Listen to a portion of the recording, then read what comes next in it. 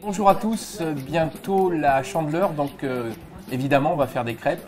Aujourd'hui on est dans mon grand restaurant qui est ouvert depuis 4 ans et encore pour de nombreuses années. On est là pour vous faire plaisir aux clients et aujourd'hui on va faire de la pâte à crêpes.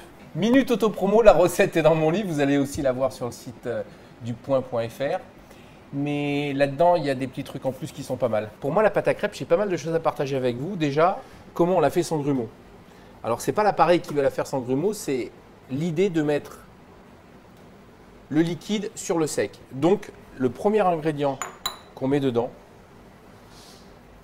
c'est le sec. Le sel, le sucre et la farine. Sel, sucre, farine dans un KitchenAid et on est parti.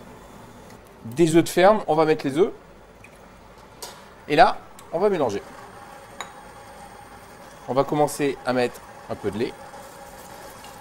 On va bien travailler la pâte avant de trop la détendre avec le lait, parce que c'est à ce moment-là où on va donner une texture aux crêpes qui va être assez intéressante. Ça fait 3-4 minutes.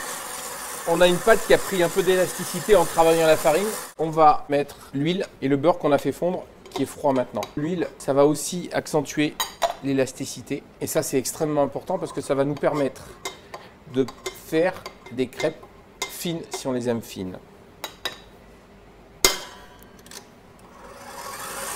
Et là, on va continuer. Les crêpes, la pâte nature, on peut la parfumer, on peut mettre un zeste d'agrumes ou moi, je préfère la fleur d'oranger. Si vous aimez l'alcool, mettre un petit peu de rhum ou un autre alcool à base d'orange peut être le bienvenu. La fleur d'oranger, je trouve que ça lui donne un petit goût de souvenir, un petit goût d'enfance qui est assez intéressant. Allez, notre petite fleur d'oranger.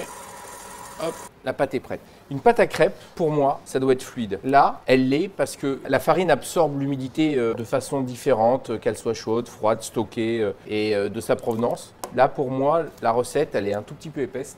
Donc, qu'est-ce que je vais faire? Je vais rajouter un petit peu de lait.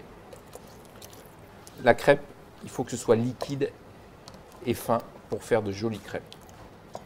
Là, elle est pas mal. Là, c'est la bonne texture.